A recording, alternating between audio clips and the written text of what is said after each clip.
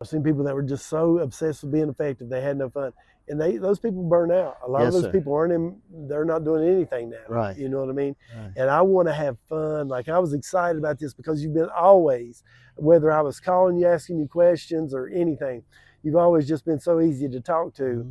And, you know, there's been some interviews I've done with newspapers and things like that you kind of dread. Right. Yeah. You kind of get a little bit nervous. Yeah. You don't know if they're going to try to trip you up or whatever. And I look so forward to this because to me, this is just two buddies getting together in the Lowe's parking lot, talking and having a good time, man. Yeah.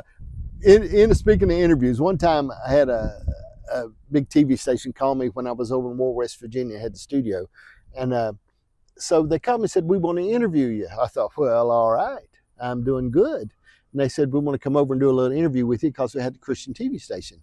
I thought, well, I finally have arrived at the point I need to be in my life, and I'm doing good. So they said, "We want to talk to you down on the street." They got out their microphone, their camera, and introduced me, said some really cool things about me. And they said, "Mr. Dash, with all the problems Jimmy Swaggart had, why would you want to be a TV preacher?" Oh, and I got to thinking, Lord help me. But I didn't think but a second. And I said, well, you know, I said, I don't know a lot about Jimmy Swaggart. I ain't even sure where he lives. Right. I said, but I did read one time about a situation that rose up in the Bible.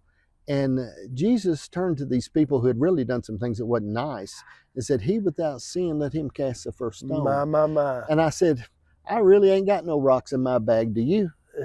That's good. Yeah. And they didn't know what to do, you know, when I'd done that. But I mean, I thought to myself, they were trying to trick me. They were trying to trick you up. But if you'll just hold on a minute sometimes, you know. But I said, I don't carry any rocks. And I had a guy told me one time, he was talking about, he called me about Jimmy Swaggart and was fussing about him, who I love watching all them. But anyway, me too. And I said, well, if he's as bad as you say he is, I read where he's already led over 3 million people to the Lord. Right. I said, so if he was as bad as you say he is, and you seem as holy as you say you are, I bet you've done a lot better than him.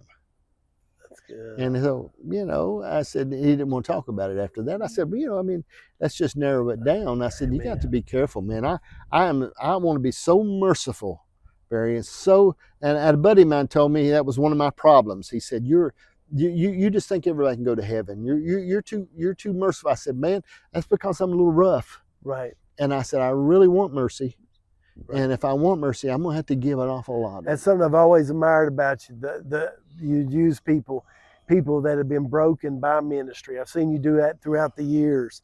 People that have been discarded by ministry, and how you would help restore them and bring them back. You know, one of them was very close to me, and just how you've helped bring that back. I love people. Yeah, you love people, and people can feel that. Yeah. People can sense that, and people, they can sense that you love life, and that's the type of people you want to be around. You know, we could have got up here and we could have talked about Hebrew and Greek and changed our voice and all that, but at the end of the day, I think authenticity is the main thing that this generation is craving. They're craving authenticity. They're craving relatability.